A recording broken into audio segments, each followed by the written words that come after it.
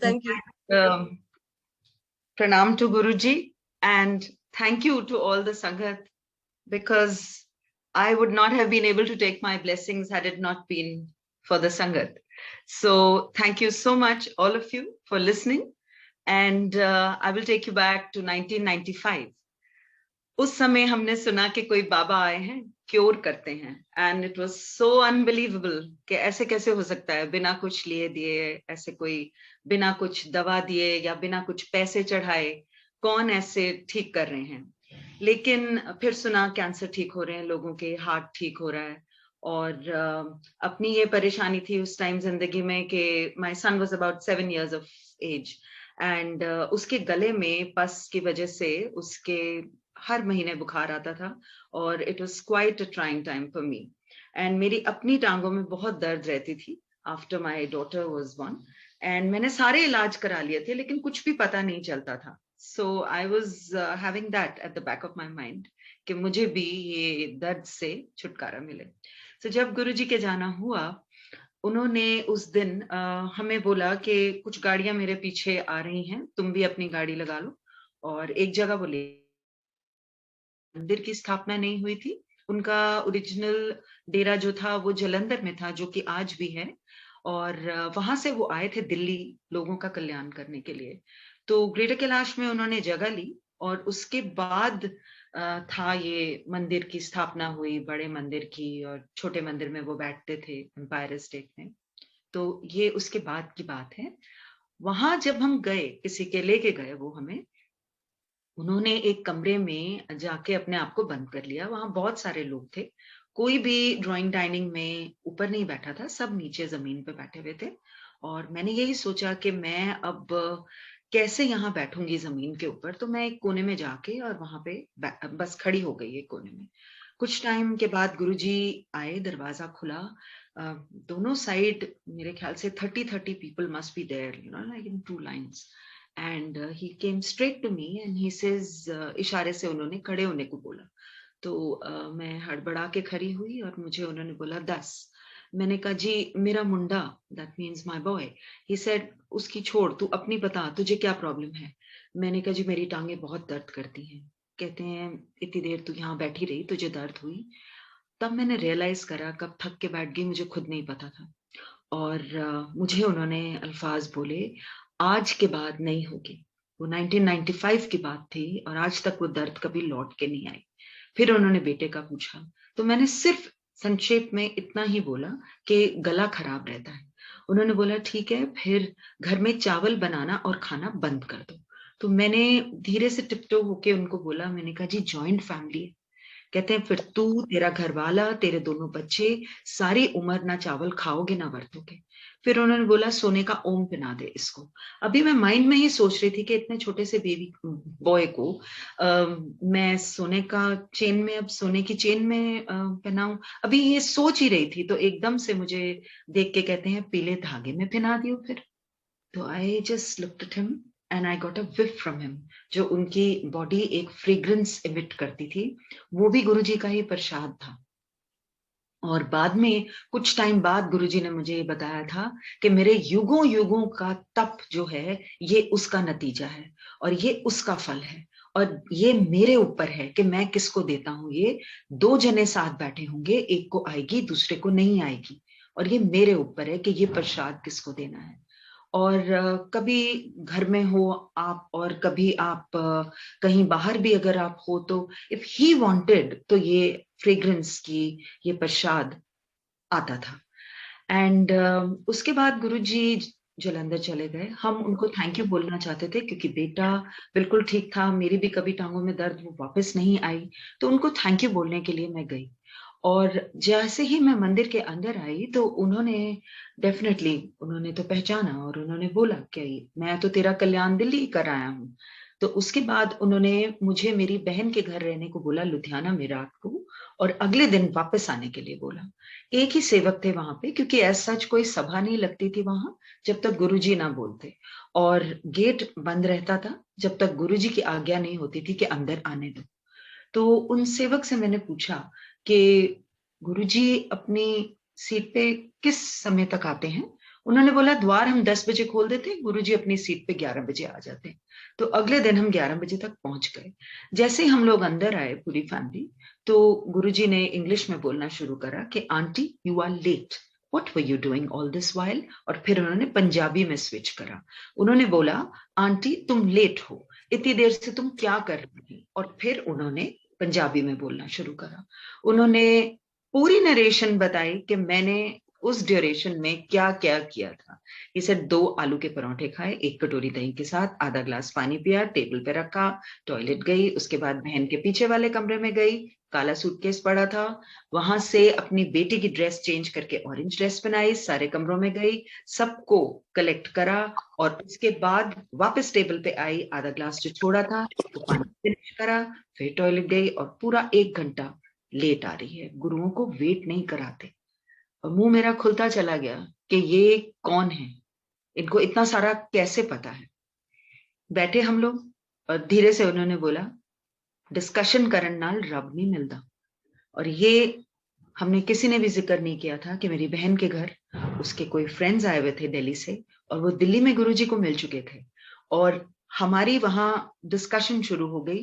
पहले हमने संगत करी गुरुजी की, और फिर उन्होंने आगे से क्वेश्चन करा, काउंटर क्वेश्चन करा, and all that. So it started and it came into a discussion, became a discussion. उसी समय गुरुजी ने बताया कि जो भी ब्लेसिंग्स होती हैं उनकी, वो उनके ऊपर है कि वो कैसे ट्रैवल करती हैं, और डिस्कशन का उसमें कुछ नहीं, because he had said that जो भक्त है और गुरु है उसके बीच की ये बात है। सो इट इज एंटायरली, ये गुरु ने जो भी कल्याण करे और भक्त ने जो रिसीव करा, वो गुरु की परमिशन से बता सकते हैं कि उन्होंने क्या कल्याण करे। उसके बाद काफी लोग आए और उन्होंने अपने कल्याण बताए जो गुरुजी ने किए थे। मेरे हस्बैंड ने गुरुजी को उस समय पूछा कि गुरुजी आपने इन सारों को बोला कि ये अपनी आप बीती हमें बताएं, और उन्होंने आपके सारे कल्याण बताए, तो आपको नहीं लगता कि आप अपनी वड्याई करा रहे हो कि तू भी बता, तू भी बता, तू भी बता। तो गुरुजी ने स्माइल किया और गुरुजी ने बोला नहीं, ये कलयुग है, और जब तक तुम्हारे जैसा इंसान नहीं बताएगा दूसरे को विश्वास नहीं आता। मैं अगर खड़े होके बोलूंगा तो नहीं, तो तुम्हें ये करना है। और गुरुजी ने यही बताया कि जो बोलता है उसका भी भला, जो सुनता है उसका भी भला, दोनों तरफ मेरी ब्लेसिंग्स चल रही होती हैं। वो पता करना तुम्हारा काम नहीं, तुम अपनी ब्लेसिंग्स दो, लो। और फिर गुरुजी ने ये बताया कि मेरे ब्लेसिंग्स देने के तरीके बहुत हैं, कितने ऐसे हैं कि मैं लोगों को पता ही नहीं चलने देता, गुप्त कल्याण करता हूं। और वो गुरु ही क्या, जो बता के कल्याण करे, तो मैं गुप्त कल्याण कर जाता हूं। और ये इतने तरीकों में से एक तरीका ये भी है, जो बोलता है उदा भी भला, जो सुनता है उदा भी भला। सो गुरुजी had very specifically once just told us that we are to come to Jalandhar and we are to bring our children, कि अपने बच्चे लेके आना, उनको छोड़ के नहीं आना। तो हर टाइम वो टाइम बता देते थे कब आना है, और उस समय हमें पहुंचना होता था। And 9 out of 10 it was Friday Saturday Sunday, so it was very convenient. बच्चों को स्कूल से लिया और सीधा चले गए, और मिडिल ऑफ द नाइट वापस आए, और अगले दिन बच्चों ने सुबह फ्रेश होके और वो स्कूल चले गए। सो he was very kind, he saw to it कि ना उनकी कोई स्टडीज मिस हुई, और बिल्कुल भी बच्चे ऐसी एनर्जी आती थी बॉडी में कि पता नहीं कहाँ से। कई बार ऐसे होता था कि विंटर्स के दिन होते थे, और उसके बाद गुरुजी का डेरा शिफ्ट हुआ Panchkula, meaning he went to Panchkula and he stayed at somebody's place over there, which was obviously converted into a mandir. उसके बाद चंडीगढ़। तो कई बार जब हमने जाना हुआ, वहां पे कोई ना कोई किसी ना किसी के घर संगत होती थी, तो गुरुजी हमें जब वहां बुलाते थे, कई बार बारिश होती थी रात को, इतनी तेज बारिश विंटर में, और चंडीगढ़ से वापस आना उस समय ऐसा लगता था, कितने संगत मेंबर्स हमें बोलते थे कि तुम रात रुक जाओ, जाओ मत, देखो बच्चे कितने छोटे हैं, इतनी धुंध हो रही है, वापस मत जाओ। और गुरुजी जब वहां से निकलते थे तो एकदम से हमारे को मुड़ के फिर हुक्म मिलता था, कई बारी रात को 2 बारी, चलो दिल्ली चलो।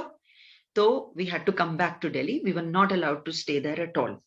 तो मैं कई बार अपने हस्बैंड को पूछती थी कि do you find any discomfort while coming back, आप जब ड्राइव करते हैं इतनी धुंध होती है, रात को वापस आते समय इतनी धुंध होती है, मतलब आगे नजर भी नहीं आता था कि क्या जा रहा है आपके। तो बहुत मुझे हैरानी होती थी, like you know how he could manage, and he was not at all discomforted at all. और उन्होंने मुझे एक दिन जब मैंने ये पूछा काफी टाइम बाद, तो मेरे हस्बैंड ने ये जवाब दिया, मुझे नहीं पता, एक आगे कहीं से भी ट्रक आ जाता है और उसके पीछे एक रेड लाइट चल रही होती है, मैं वो रेड लाइट फॉलो करता हूँ सिर्फ, और वो पूरा घर तक, घर के आगे तक पहुंचाती है और फिर वो वहां से गायब हो जाता है ट्रक।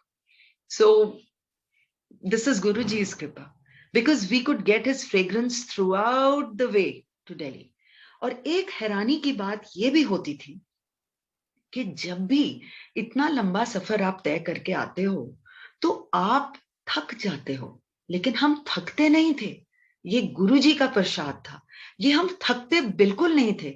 यहां तक कि अगर बच्चे लेट रात को या early hours of the morning वापस पहुंच रहे हैं तो वो बकायदा नहा धो के अपना पूरा यूनिफॉर्म रेडी होके फ्रेश स्कूल जाते थे। ये उनकी कृपा थी, और this only Guruji could do, nobody else.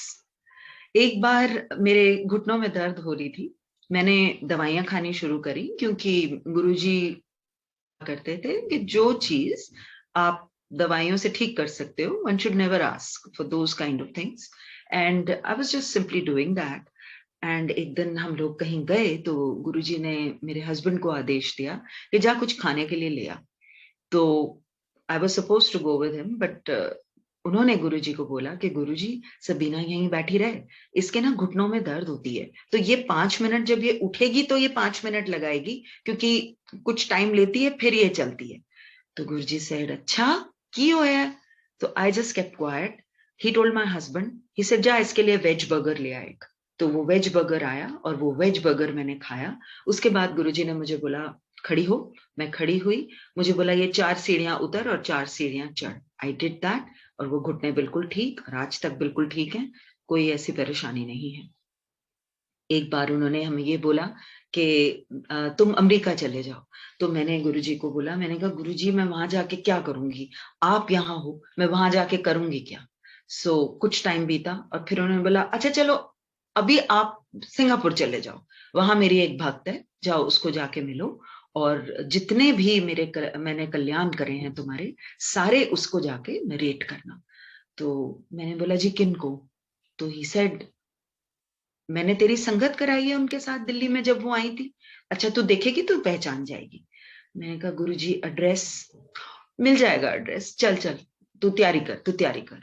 ना मेरे पास उनका फोन नंबर था, ना मेरे पास उनका एड्रेस था, और टिकटें हमने करा ली थी, और होटल में हमने बुकिंग कराई, और बिल्कुल ये नहीं पता था कि किससे मिलने जा रही हूँ, because at that point I did not recall, क्योंकि संगत में आप कभी नाम नहीं पूछते थे किसी के भी, गुरुजी बुलाते थे, कहते थे इनके साथ संगत करो। There were about 10 people, sometimes more, sometimes lots of people, but कोई भी नाम नहीं पूछता था किसी का। तो जैसे ही जाने का टाइम आया, हर दिन उन्होंने मेरे को बुलाना और हर दिन मुझे ये पूछना, what is the time of your flight, तेरी फ्लाइट का क्या टाइम है। मैं बोलती थी 12:05, और मुझे पता था ये कोई कल्याण मेरा कर रहे हैं, क्योंकि महापुरुष को पूछने की जरूरत नहीं, और भूल तो वो सकते ही नहीं थे। तो उसके बाद जब मैं गई, तब तब भी मेरे पास ना कोई एड्रेस था, ना कोई फोन नंबर, और मुझे ये नहीं पता था मैं किससे मिलने जा रही हूँ। खैर, जैसे ही हम सिंगापुर पहुंचे, आंटी को मैंने रिकॉग्नाइज किया, और हमने जल्दी से अपना लगेज बस होटल में डाला और हम सीधा उनके घर गए। और मैंने किसी को भी ये नहीं बताया था कि मेरे हिप जॉइंट्स में बहुत दर्द हो रही थी, right and left, there was some kind of, there was a very ajeeb type of a pain which had started. I had not disclosed this to Guruji either. And मैंने संगत करनी शुरू करी. मैंने जैसे ही संगत करी, आंटी ने बहुत पोलाइटली बीच में रोका और बोला कि बच्चों ने कुछ भी नहीं खाया होगा, आप लंगर कर लीजिए और उसके बाद हम कंटिन्यू करेंगे. उसके बाद जब हमने कंटिन्यू करा, मेरी दोनों साइड की दर्द गायब हो गई. आज तक वो ऐसी दर्द कभी वापस नहीं आई, तो मेडिकेशन का तो सवाल ही नहीं उठता. It was absolutely hello and hearted. I am hello and hearted. And एक हुक्म जो गुरुजी ने मेरे को फिर दोबारा उन्होंने दिया, वो था अमेरिका चली जा. और मैं चुप थी आगे से, तो मुझे उन्होंने बोला तू वीजा तो लगवा ले. मैंने वीजा लगवाए, बट माइंड में यही था कि मैं कहाँ जाऊंगी, I am not going. But then after that he took samadhi, and I thought that I have to give purti to that hukam because I had to do it. And मेरी हालत इस तरीके की थी कि इस समय अब मेरे अजीब से राइट और लेफ्ट साइड्स में इलेक्ट्रिक शॉक टाइप के उठने शुरू हो गए थे. And I really did not know what it is. मेरी राइट हैंड की 2 फिंगर्स सुबह खुलती नहीं थी आराम से, बिना पेन के, और मुझे बहुत डिस्कम्फर्ट था. एंड आई जस्ट थॉट बुढ़ापा आ रहा है, दवाइयां खाओ, and that's it. So I was in the plane, the refreshment came, और जैसे ही मैंने खोला, बड़े आराम से वो खुल गया. मेरी दोनों फिंगर्स जो थी वो एब्सोल्युटली आराम से, smoothly I could operate them. And उसके बाद जैसे ही हम प्लेन से उतरे, तो मेरी एक साइड में बहुत कंफर्टेबल मैंने फील करा कि जैसे कोई दर्द है ही नहीं. वो दर्द आया ही नहीं एक साइड. वहां पे एक गुरुजी के भक्त हैं जिन्होंने हमें लंगर अपने घर खिलाया, और मेरी दूसरी साइड की दर्द बिल्कुल गायब हो गई. Whatever he had sent me for, I think I will just recollect कि उन्होंने मुझे क्या बोला था जब मैं सिंगापुर से वापस आई थी. जब सिंगापुर से वापस आई तो किसी भक्त को उन्होंने बोला, इसको बता मैंने क्या बोला था इसके लिए. और उन्होंने बताया कि गुरुजी ने बोला इस लड़की का और इसकी फैमिली का टाइम इतना खराब आ गया था कि ना मैं इसको धरती पे रख सकता था, ना मैं इसको पानी में भेज सकता था, इसीलिए मैंने हवा में टांग के इसका कल्याण करा. Guruji had the ability to change your bad time. He would change your destination. He would change the place where you were. I can only say this because I had heard many satsangs of other people. मैंने दूसरों का सुना था कि उन्होंने कैसे कल्याण करे थे, उन्होंने जगह बदल के कल्याण करे थे उनके. तो he changed my time, because when I went to a different place like America or a Singapore, मैं back and forth in time जा रही थी. And Guruji had this ability. I had heard many satsangs related to that वो आपका time बदल सकते थे. एक बार उन्होंने मुझे ये बोला कि मैं कभी भी सृष्टि दे फेर विच हस्तक्षेप नहीं करता, लेकिन जे गुरुआं दी मौज आ जाए ते लेख मिटा के नवा लेख मैं लिख सकना. He could rewrite your entire destiny. He could create a destiny for you if he so desired. अगर उनकी कृपा हो तो वो उन्हीं की मौज है कि वो क्या किसके लिए कैसे करते हैं. गुरु सबके लिए बराबर है. गुरु does not play favorites. Let's put it this way. सारे गुरु के लिए बराबर होते हैं.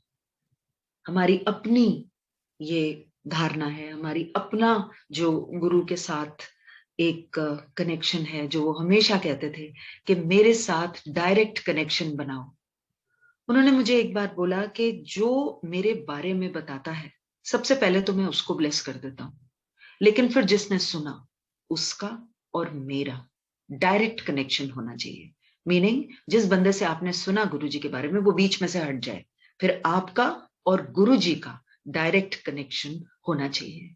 उन्होंने कहा कि जो मेरी तरफ एक कदम चल के आता है, मैं उसकी तरफ 100 कदम चलता हूँ।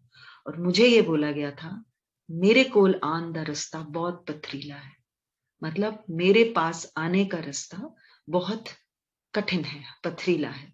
He will try you out, he will test you, try different things and see whether you are still there or whether you still believe. बहुत स्पष्ट रूप से मुझे एक दिन बोला गया, जे विश्वास है ते सब कुछ है, जे विश्वास नहीं ते कुछ नहीं. And I try to keep that in mind always, because हमें कभी भी अपने गुरु को डाउट नहीं करना है. एक बार कोई आंटी आई और संगत में हम लोग बैठे थे गुरुजी के साथ.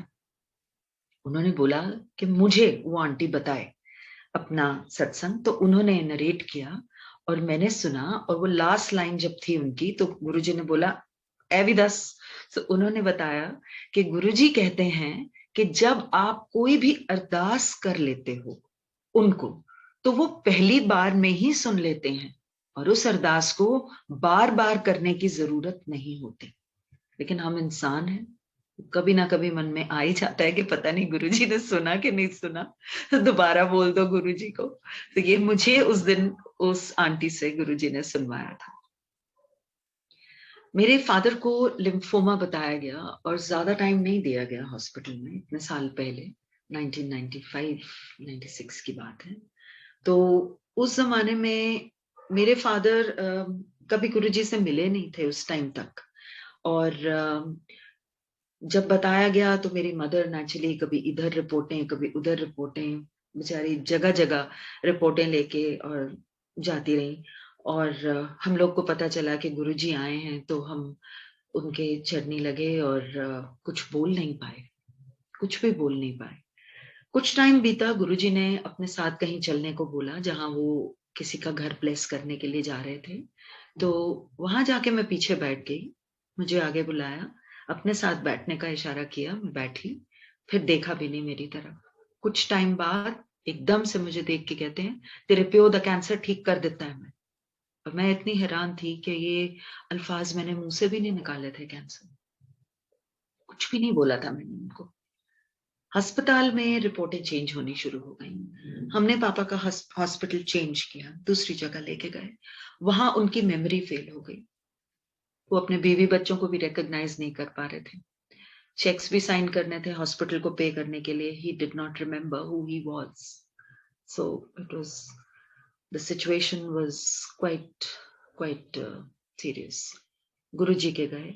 गुरुजी ने बोला काले चने प्रवाह कर दो.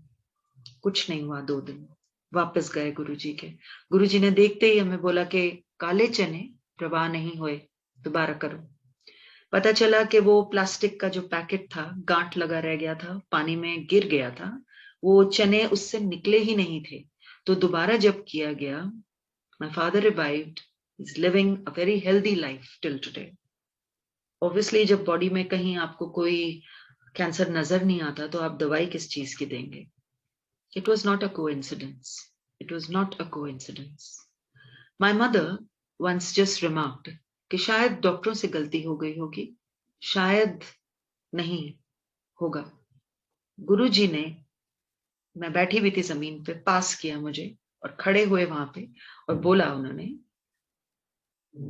कोई कोइंसिडेंस नहीं होता, मेरी शक्ति लगती है. And it was so true.